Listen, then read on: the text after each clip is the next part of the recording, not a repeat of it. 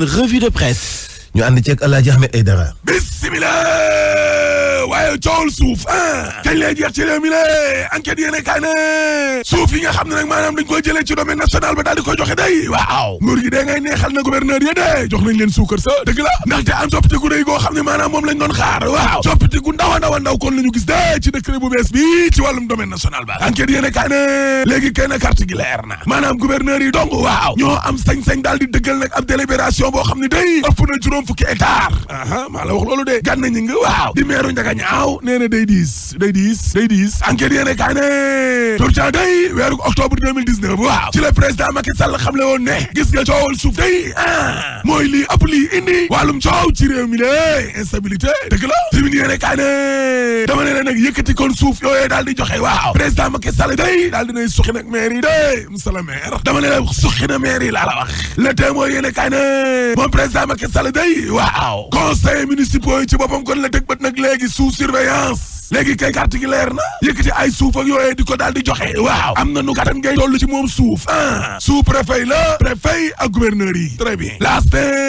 yëkkati suuf si daal en tout cas joxe Macky Sall day daal dinay simmi nag élus locaux yi la léegi kay ñoom gouverneur ak nag laa la wax ca jamono jooje direct news nee na xoolal ma scandale bi nga xam ne nag maanaam moo am ca conseil départemental bu Foundiougne maa la ko wax dama ne la seen siège ba fa nga xam ne foofee la nekkoon day nekk dañ ko doon fay ba muy ñaari yoon waay samba alalu askan wi waaw rax ca dooli nag gis nga conseil départemental bu Foundiougne ngoo gee bindal nañ leen kay de nee nañ leen génn leen laa ilaaha illallaah yéeni kaay Pape Jogoy Faye bi ne waaye dossier bii moom fan la bloqué akat moo am ci lii intérêt looloo jaralaaj nag lii jaralaaj kay mooy nit yi nga xam ne ñu ngi nekk ci biir ndox yi ba léegi ni lé ana nu ñuy dundee laas ne xanaa xamoo leen ne wàllum inondation yooyee waaw business moo ci am de maa la ko wax dama ne la xoolal camionneur yi lée seen deret lañ nekk de moo tax maître Ousmane Seye ak ñama àndal waaw nee na juróom-ñaari téeméer ak juróom fukki milliards yi ñu def ci plan décennal de lutte contre les inondations dafa war a leer loolay dëgg de li leer ba leer mooy Mamadou Lamine Diallo ak ñoom Thierno Alassane Sall ak Abdoul Mbaye ci Sud Quotidien waaw daal di nañuy désavouer assemblée nationale de daal di sàkku na kon ab audit ci lii tey assemblée googe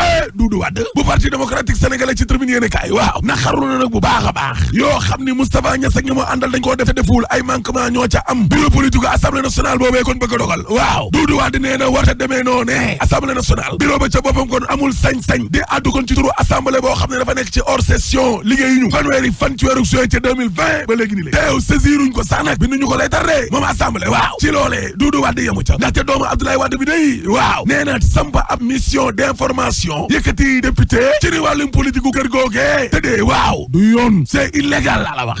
dama ne la dogal bi nga xam ne moom la bureau assemblée nationale boobee jël ci wàllum inondation yi Doudou Wade nee na yëfu maa tey la ca jamono jooje ndox mi ray corona gi dee ngi dellu ginnaaw moom libération yi ne kaay ne dama ne la coronavirus ka dee alhamdulilah ma ngay dellu ginnaaw nag laa la wax dëgg la ñi doon dee tam ña ngay dellu ginnaaw nag laa la wax dama ne gis nga Afrique yi lañ ko doon waxal ak li am bokkul de la fii dee dana bare ñeng patati patata ay sombre prévision yoo xam ne mar de Italie yéy ne kaayu Cheikh Mbacké gise gi ne dama ne la muy Sénégal Sao Tomé et Principe Île Maurice Botswana waaw téeméer boo jël de genn wàll gi yëpp wér nañu 50% maa la ko wax critique yéene kaa ne waaye nag doomu aadama yi nga xam ne kon ñu ngi naan Barça wala Balzac delluwaat nañ ca ndox ma de bu ñuy ñëw indi ay keesu néew mar de Italie la ilaha illallah le quotidien yéene kaa ne réunion conseil d'administration bu SAR société africaine de raffinage waaw tension ba fa nekkoon de doy na waar coow loo xam ne moo tax directeur général ba Serigne bu day huissier lay indi de dama ne la réunion conseil d'administration ba kay dañu koo mujj yéenu kon yóbbu ko ca ministère pétrole laa la wax source aané lii kenn mësu koo gis nag laa la wax kenn mës ta gis lu mel nii Sud Quotidien waaye parti socialiste AFP LD MPD PIT waaw bennoo ba rey na leen de dama ne la ay parti la ñu woon yoo xam ne day jël nguur leen a taxoon jóg bu ñu ko jëlul tamit ki fii ne ñoo ko fi teg ay faiseurs de roi waaw di addu di wax waaye ba leen Macky Sall ne ci ak léegi ni lée dama ne la parti dañoo dee amatuñu ñu ngay xuloo seen biir reyante seen biir Macky tas na parti ya PS AFP LD MPD PIT ay ñi nekk ci gauche bi lée Macky Sall lor na leen de Dakar Times de gis nga problème mu mandat yi lée limitation mandat yi waaw ci Sénégal ak adduna bi yëpp la ci journal bi wax de Walfadjri ne yéen xanaa xamoo leen ne coowal deuxième wala troisième mandat Macky Sall réglé na ko ci biir livre bi nga xam ne kon moom la mujjee bind le Sénégal au cœur Macky Sall avant élection présidentielle yi livre ba waaw dafa ne maa ngi nii yéen askan wi taxawaat seen kanam di sàkkuwaat nag ngeen jox ma sama ñaareelu ak mujjanteelu mandat dama ne la Macky Sall jëy livre ba ci wàllum nasaraan waaw dafa ne et me voici de nouveau devant vous en vue de solliciter votre confiance pour un second et dernier mandat. xanaa kon wax day jeex loolu kay leer na li leer ba leer boog sobli nee na Aïda Diallo day màggal Tuuba gi fatwa ga wàcc na ca kawam de 24 heures yéene kaa ne Serigne Mountakha Mbacké day xalifa général ak murid waaw daal di ne freiné soxna Aïda Diallo day Serigne Modou Lo Ngabou waaw nee na comme li fi xewoon daaw day dañu ko fi tere bépp doomu aadama boo xam ne daal wàllum xaalis wala mbirum adduna matériel ak ñoomin seen moo la gënal ndigalu xalif bi la yoonu Serigne Touba wàcc nga ca lees ko yéene kaa ne soxna Aïda Diallo day waaw daal dinañ koy quarantaine ca biir këram nag laa la wax waaw baas bi nga xam ne kon moom la doon def ca buntu këram ca Ngabou googe tere nañ ko de activité yi muy def ca mbedd mi la tere nañ ko Touba daal la muy tuumaal soxna wu Cheikh Béthio bi la di Aïda Diallo waaw mooy ne daa toppul ndigalu xalif bi laa la wax gars yi kontaan nuñ ci moom de déedéet l'observateur ne Macky Sall tamit day kontaanul ci ay li gën a fees ci bopp xibaar ay bulldozer yoo xam ni itam fële ci diwaanu Diamniadio ay kër yu sakkan yu nekkoon phase construction daaneel nañu leen ginnaaw bi Descos jëlee woon dakkal yooyu lay construction ak itam lotissement yi xëy na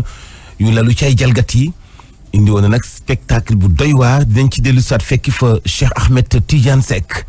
lu jëm ci wàllu modification décret bu affectation terre ci 1972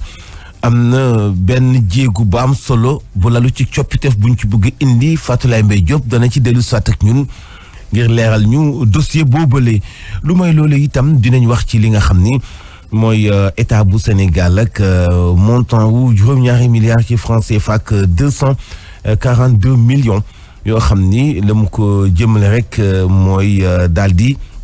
seetalaat li nga xam ni mooy dragage ci bu brèche ba nekk ci diwaanu Saint-Louis loolee Babacar Niang dana ci dellu soit ak ñun sport dinañ ci ànd ak Bayma Antemboub yéene kay Alaaji Ahmed Aïdara. Voici Trafic News. waa trafic salaamaaleykum. waaleykum salaam wa rahmatulah El Hadj Mansour. situation tali bi Baye voilà merci beaucoup El Hadj di wax ne rek rond-point Sirte tey jii amul benn jafe-jafe pour ñi nga xam ne ñoo fa bëgg a jaaxee surtout bu ngeen bàyyi ko du côté de Poste Thiaroye wala sax ngeen génnee du côté de Guinaw Rail foofu la yëpp mu ngeen di progresser tranquille seulement rek ñi nga xam ne ñoo choisir yoonu Yarax bi laata ngeen di dépasser marché central au poste foofu la yéex na lool ça circuit au ralenti bu dee nag bunti Pikine foofu la moom amul benn jafe-jafe daf na yàmbalang mun ngeen di progresser tranquille surtout ñi nga xam ne ñoo bëgg tukku wala sax ngeen génn gaaru Thier des Beaux Maraîchers foofu la yëpp c'est complètement dégagé bu dee aussi ñi nga xam ne ñoo choisir déviation bi foofu la am jafe-jafe seulement laata ngeen di dépasser ñaari rond-point yi nga xam ne moom dañuy créé foofu la si niveau de bunti Pikine moo xaw a yéex tuuti wante nag ngeen ko dépassé mën ngeen di wéyal seen circulation doxee ko cité Sodiba jàpp cité Laboral El Hadj. Zik FM. asalaamaaleykum. mairie bu Diamniadio moo defoon ay lotissement ci fi ñuy woowee Diamniadio extension wala Diamniadio sud extension lotissement yooyu nag waa Descos ginnaaw bi ñu xoolee xayma dañoo jàpp ni jaaduwul ñu joxe ordre ñu daal di daaneel yooyu lay construction ak itam yooyu lay lotissement la lu ciy jalgati moo tax ñu xëy fàkk bulldozer daaneel lépp lu fa nekkoon tabax ak lépp lu fa nekkoon parcelle bu ñu daggoon jox ko kenn ndax doonul fu jaadu ngir ñu joxe ko ni ay dëkkuwaay Cheikh Ahmed Tidiane Seck fa demoon. mu am yeneen i kër yu ñu toj ca Diamniadio bulldozer yi nag daal di opéré ci ordre Descos maire bi ci jëmmi boppam sax moo daal di def déplacement bi daal di ñëw ca béréb ya Mamadou Moulay Gueye di fàttalil kàddu njiitu réew mi. bu ngeen suivre le président fu martelé mu wax keroog aussi ñëpp dégg ko dama bëgg yi ngeen di def na jeex tey na ngeen ko arrêté te ngeen bàyyi suufus Diamniadio ak waa Diamniadio loolu leeroon na ci ñëpp mais boobu léegi aussi mu ngi bëgg a yàgg dara xew ba tey jii aussi waa ji ñëw ni Grand Moulin am na quelques bâtiments ay nekk daal di commencé toj bombardé. ñi nga xam ne ñoon la ñu toj seen kër nag jamono yi ñu nekk ci njaaxare monte day yooyu le kër ak parcelle ñu ngi tukkee ci benn lotissement boo xamante ne mairie bu Diamniadio moom moo ko initié woon. service yi nga xam ne ñoo ko yore woon bi ñu autorisé 50 hectares yi ñu jël 50 hectares yu baax jox leen ñu leen neex 25 hectares yi nga xam ne nii ci ay population ñoo fa dëkk ay tool ñekk fa ñu bëgg ko jox maire ne ko demal nga dagg ko séddoo ko ak population borom kër gi nekk suñu ginnaaw semaine bi passé la wàcc ci liggéey ndax stress ak pression dama ne kon lii il faut que ça s'arrête ñun nag dinañ ko mettre suñuy pôle avocat li ci des nag dañ koy jàllee bàyyeeg le président de la République. Cheikh Ahmed Tidiane Seck Diamniadio Zik FM. Cheikh Ahmed Tidiane modification décret affectation terre 1972 nga xam ni war nañu ko posé waat nag comme ni ko état bu Sénégal xoolaate ci dakkal lépp luy problème ay jafe-jafe ci wàllu jàppante ci wàllu suuf ñu koy wax litige foncier ak itam lu ci tënku ki nga xam ni moo di Rosner Lidovis xam-xamam màcc jëm ci wàll boobu muy consultant nekk expert foncier jàpp rek ni faaw mu ànd ak rigueur la ko commencé ca délibération wu mairie ba keroog yeneen dogal yi ci mën di amaat ngir mën a respecter loi bi ba anamuk joxe gi ak ni foncier mel tey ci Sénégal doon lu dakk Fatou Lay Mbaye Diop moo ñu toppal dossier boobu. ginnaaw ay ati at fexe ba régler mbirum suuf si doon lu mel ni ab équation même bu fekkee ne ay réformes yu bari daal nañ koy tàmbali waaye yeggul njiitub réew mi coppi nañ ko doon tëralee léegi nag ñii di gouverneur yi ñooy nekk ci kanam ngir mën a approuver affectation yi nga xam ne dañ koy def mu ëpp juróom fukki hectare. kon xëy na kon président dafa bëgg njiitu réew dafa bëgg gën a contrôler loolu moo tax mu ne suuf si bu bëree rek da nga ko jox kii ma gën a jege man mooy gouverneur. parce que nag il faut ñu rafetlu ko. li mu def ni benn jéego la du doy waaye ba tey wane na ni mi ngi déglu nit ñi ci wàllu mbiru foncier. matuwaay yu ñu jël ci affectation yi noonu yi tamit la ñu waroon jël ay matukaay ci wàllu délibération yi. est-ce que dañu wax ni duñu soxla rek majorité c'est maanaam ñiy joxe suuf si bu dee kenn rek moo ci ëpp suuf si day dem ci ñiy bëgg a joxe maanaam day dem ci wii bi kon loolu aussi war nañu ko seet bu ñu yem rek ci approbation dañu aussi ci affectation. moom expert foncier bi lee di daal di wax ne gouvernement bi dafa war a nekk koo xam ne nag ku neex a jot lay doon ndax nag lu jëm ci affectation yi mu jaar ci ab diir waaye nag mu am fa muy jaar laata muy nangu bi lee affectation. Fatou Lay Mbaye Diop njiital Action Aide Sénégal moom la mu jàpp mooy xëy na mun naa nekk tuuti lu wàññi problème bi muy solution transitoire waaye nekkul ni mooy liy jeexal problème bi am na yeneen proposition yoo xam ne def na ko moom Zakaria Sambaxe nañ ko dégloo. décret bu bees bi maanaam pour ñun solution boo xamante na du bu dëgër solution transitoire la mais pour ñun lu ñu wax mooy état dafa tàmbali ak acteurs yi yëpp lu ñuy wax réforme foncière te réforme boobu lu ñuy xaar mooy loi bi ñi génnee ko ñi appliqué ko beneen bu ci topp mooy maanaam contexte bu ñu nekk nii mooy contexte Covid état ne day relancer économie Sénégal mais gis nañ ay investisseurs yoo xamante lu leen intéressé mooy jël suufu Sénégal donc pour ñun nañ bàyyi xel ni profité ci contexte bi pour jël décret boo xamante ne xëy na dina gën a may sañ-sañ ñiy jóge bitim réew ñëw jël suñ suuf. ñu dem fële ci diwaanu Saint-Louis ak bël ba nguur gi am na xemmeemteefu dugal ci lu toll ci juróom-ñaari milliards ak ñaari téeméer ak ñeent fukk ak ñaar ci ay millions 7 milliards 242 millions ngir kat man ko draguer ndax la muy indi ci ay lorange foofee ci diwaanu Saint-Louis bari na lool. mu nekk nag dige bu yàgg na lool itam nañ fekk ca Saint-Louis Babacar Niang. askanu nappkat yi nekk fii ci Langue de Barbarie fii ci Ndar bég nañu loolu gannaaw bu ñu déggee xibaar bi jëm nag ci defaraat ak saytuwaat lépp lu jëm ci bël bi ñu koy wax canal de délestage. saluer dignité waa Guet-Ndar. ñaan yàlla mu ñëw ak jàmm. te bu lii jàllee it maanaam ñu songaat yeneen priorité parce que te suñu jafe-jafe bare na. saluer waat dignité suñu ay doom ak suñu jabar yi xam ñoo ngi traversé bël bi chaque jour. di wax ne yàlla na yàlla dimbali ba ñun ñëpp ñu fekki lépp lu yaakaaru si bël bi heure bu amee dana ko rek yàlla ko yàlla rek. canal boobu nga xam ne ci atub 2003 lañ ko xotti woon te du tolloog ñeenti téeméer ak juróom fukk ak juróom benn ndaw nappkat yoo xam ne ñàkk nañ ci seen bakkan nekk na benn ci doléance yi gën a am solo pour askanu nappkat yi nga xam ne ñoo dëkk fii ci Ndar. te heure bu ne 450 300 yu kenn xamul ndax xam nga te tableau de bord si gaal yi ak code de la pêche bu bees yi la àndal. non bël bi jafe-jafe yi mënu andil bare na parce que li fi dee ci nit kenn xamul sax li fi dee nit ñi dañoo wax nii rek mais li fi dee ci bël bi. contrat bi nga xam ni mooy sumb liggéey yi nga xam ni dafa jëm nag ci bël bi dinañ ko amal ci diirub ñetti weer benn entreprise boo xam ni sa Chine la dëkk koppar yi toll si juróom-ñaari milliards ñaari téeméer ñeent fukk ak juróom-ñaari millions fii ci Ndar Babacar Niang pour Zik FM. maa ngi lay jaajëfal Babacar Niang. Sénégal ñaare téeméeri xale yoo jël ñu judduwaale ak wopp sida balaa ñoom at dañuy faatu téeméer boo jël fanweeri ak juróom rek lañ ciy dépisté loolee di benn phénomène kon buy wane ni xëy na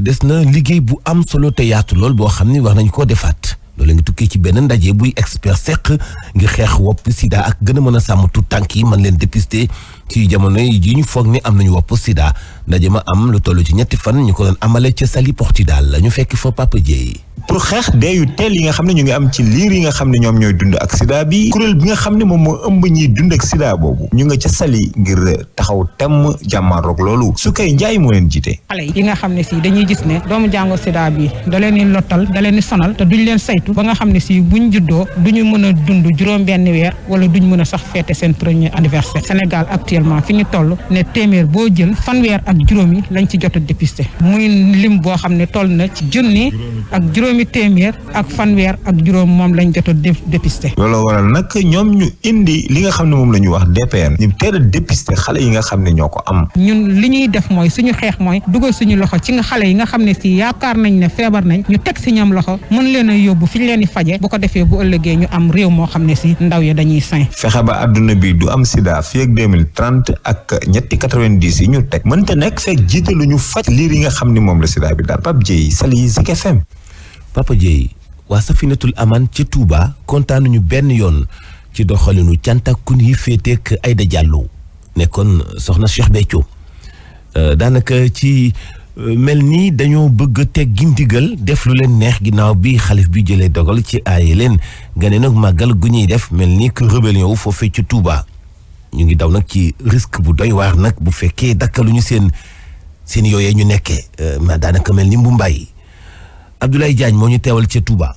gannaaw ay yëngatu yu bari yu muy amal ci yoonu murit Aïda Diallo nekkoon fii soxna sa Cheikh Béthio Thioune daayiratu Safinatul Aman jël ay dogal ci lu ni mel. kii di Aïda Diallo tere nañ ko lépp lu xeetu ci yëngu ci ngaabu boobu ndax mook Touba ñoo yam atte jotoon nañ ko faa yëngal daaw ren ji interdit nañ leen ko ñu bañ ko faa def ak bépp yëngu-yëngu ak benn manifestation bu ñu fa war a def tere nañ leen ko ci ndigalul kilifa yépp te it benn baas wala buy rassembler mbooloo tere nañ leen ko fa. Serigne Modou Lo jiite daayira Safinatul Aman jàpp ne Aïda Diallo doxewul ndigal ci yoon wi. ndigal li mooy na Serigne Saliou Thioune jiitu njaboot gi topp ci ñu ànd ñëw liggéeyal Serigne Touba ndigal li ñu joxoon Aïda Diallo moom jëfewu ko Serigne Saliou Thioune lañ ko digaloon mi ngi ci biir ndigal loolu ndigal nag saa yu génnee ci am murit dara desatu ci ndax ko bokk ci yoon wi yaara la ci bàyyi ñu digal la nga def ñu tere la nga bàyyi. jamono yooyu la Aïda Diallo toll ci teertu ay camions yu nag nekk ci waajtaayu màggal gi Abdoulaye Diagne Touba Zik FM. Abdoulaye Diagne la gën nag mooy sax rek ci kàddu yi Sëñ Muntaxa muy nekk leen ci rek day gën a neex day gën a baax baal janna loolu nag day ay lalu nag ci topp rek ndigal tuwaxkal la fukki simili ak ñaar moo toftalu ci juróom-ñetti waxtu.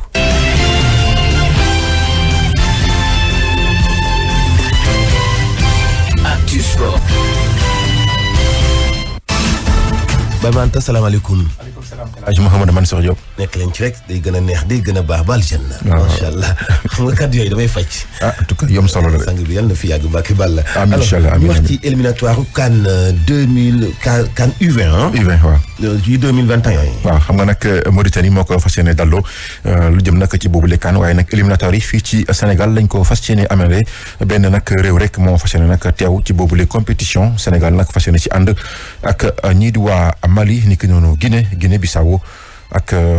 Sierra Leone Libéria ni ko noonu Gambie ak Cap Vert boo moyul nag mën nañ ko amal ci benn poule wala ñaari poule waaye nag lu ci mënti am daal bu ñu sukkandikoo ci président bu ligue bu football bu Ziguinchor di Iram Djiba moom daal jàpp na ne lu ci mënti am Sénégal nag war na mën a génn ci boobule groupe bi nga xam ne ñooñu la fas yéene bokkal yi éliminatoire ñu teewlu ay kàddoom ak kii di Soxna Fall. La formule, je ne sais pas si c'est 2 poules qu'ils vont faire. formule bi xaw ma benn poule la xaw ma ñaari poule la foogee benn poule la sax day gën a gudd jàpp naa ne def ko ñaari poule moo gën. qui vont faire 2 poules mais tout compte fait. en tout cas lu ci mënti am daal Sénégal war na nag mën a génn ci équipe yi nga xam ne ñoo bokk ci bile compétition. donc à ce niveau j'ai pas de crainte. Sénégal mën na dalal bile compétition teg ci nag jël place bu koy permettre mu dem foofu ci Mauritanie. cette compétition pour pouvoir nous représenter en Mauritanie 2021.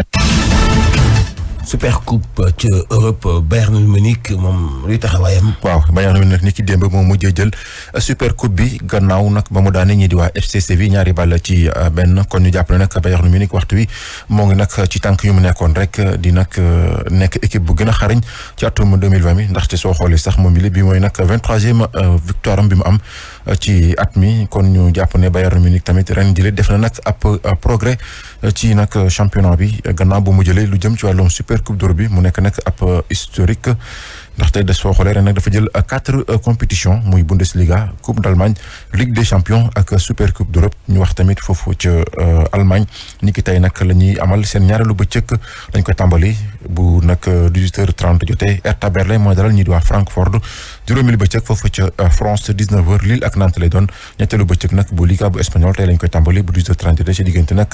Eibar ak Athletic bu Bilbao. jox ma xibaaru NBA yi. xibaaru NBA yi ni ki nag démb ci match fo bi ci la nag Los Angeles Lakers daan ñii di waa Denver 104-108 kon ñu jàpp ne ñii di waa Los Angeles benn ndam rek moo leen dese nag ngir ñu demaat final comme ni ñu ko defee woon ci atum 2010 ni ko nag at moomu sax 2010. ñoom ñoo jëloon lii di nag NBA bi gannaaw kii di Kobe Bryant mi nga xam ne nag dafa dëddu moom ak Pau Gasol amoon ci taxawaay gu mucc ayib kon Hadj Mansour fii nii ndax keppe lu jëm ci wàllum xibaaru tàggat yaram. maa ngi lay jaajëfal Baye ma Anta Mboup ñu xuus ci xibaar yi. Bon Café ñoo leen di may seen revue de presse. ñu ànd ceeg El Hadj Ahmed Aïdara. bismillah waaye coowul suuf